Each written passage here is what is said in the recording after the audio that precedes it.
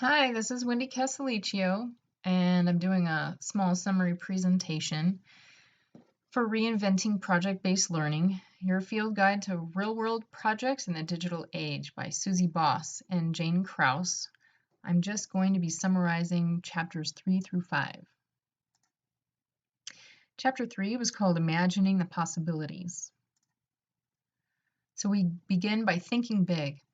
We need to get a good understanding of the Common Core standards that we need to put in place when we're thinking of project-based learning. Common Core standards actually lend themselves very well to PBL. We also have to decide what published curriculum we're going to use and what we need to create.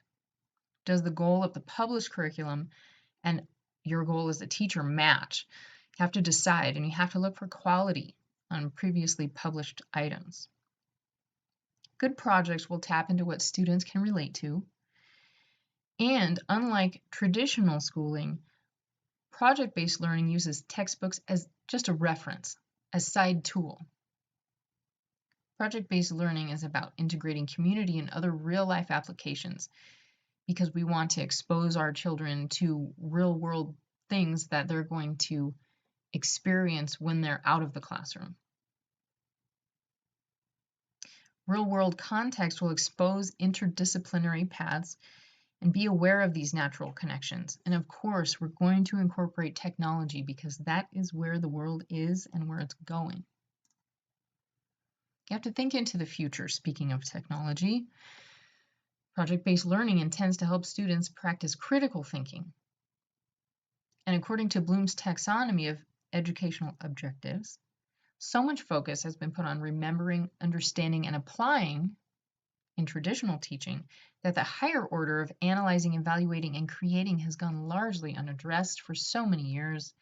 And we see that our society is lacking and needs this manner of thinking in order to thrive, especially in our technology-based lives.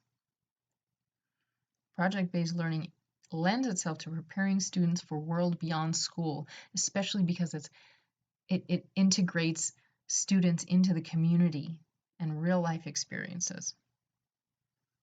Prize skills for the future that PBL instills include digital age literacy, inventive thinking, effective communication, and high productivity. There's learning dispositions that PBL can instill in students, which is our future society, our future citizens, that we can't necessarily teach out of a textbook. They include persistence, risk-taking, confidence, resilience, self-reflection, and cooperation. Passion-based learning can become synonymous with project-based learning. We need to move from a fixed mindset to a growth mindset. So instead of thinking, well, this test said I wasn't very smart in spelling, we have to think, hey, there's always room to grow and learn new things. We need to encourage metacognition, which is students reflecting on how they learn as an individual. We have to show them that effort is more valuable than smarts when it comes to learning something new. The book also talks about grit and self-control equaling success, like perseverance, the ability to stick with a project, and the ability to manage impulses and distractions equals success. It's important for students to reflect on their grit and growth mindset during and after projects to fully realize the value in these skills, and hopefully they'll use them as they grow into adults. We have to consider the functions of technology in our project-based learning. We have this exponentially evolving technology, and it's a vital tool to enriching project-based learning. So we can use it for research.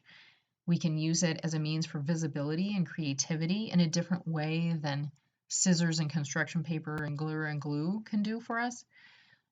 It causes a gateway to open for collaboration. It's good for project management, reflection, and of course there's a plethora of learning resources that can be accessed. Chapter 4 goes over strategies for discovery. This chapter begins with pitfalls that you want to avoid when you're creating project-based learning assignments. You need to review comparable projects before starting and look at their quality and the goals that they have. Avoid long-term projects that have small learning results. That's such a letdown. Technology layered over traditional, like instead of writing a bibliography on paper, just typing it or PowerPointing it. That's just technology over traditional. Simply following a theme and integrating it into different subjects misses the mark. It's not project-based learning. Overly scripted with many planned steps that would be defeating one of the huge purposes of project-based learning. You want students to come up with their own approach to a problem and decide for themselves how they're going to reach a solution. There's not enough focus on formative assessment, and that's the kind of assessment that you're doing along the way during the project. Or there's an unauthentic assessment at the end, which might just be a paper and a pencil. So we want to avoid those things. Features of good projects include that it provides room for students to branch into different learning paths. They cause students to construct meaning and become information artists, is what I believe the book referred to them as. I really liked that.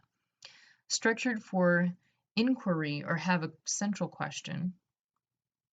PBL assignments capture student interest using real-life experiences, and they reach beyond school into the community and the world. They're structured so students learn with and from each other, causing cooperation. They cause practice with learning dispositions like risk-taking, resilience, and cooperation.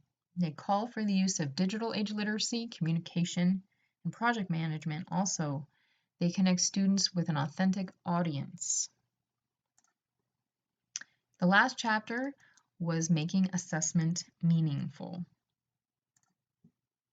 So there were generally 3 types of assessments besides just your Common Core standard assessments, but the first one was formative.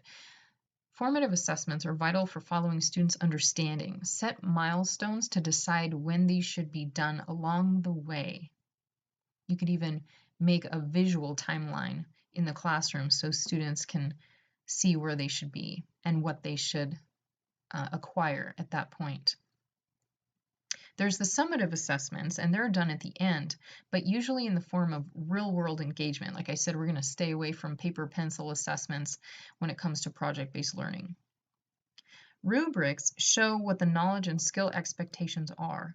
They're a visual aid to formative assessments and self-assessments, which is very crucial for young kids to be able to access. And Common Core state standards are best addressed through project-based learning and include allowing for multiple approaches to multiple solutions, critically analyzing and synthesizing information, and integrating knowledge across a variety of subjects. So thank you for listening, and that is my summary, and this is my resource. Thank you very much.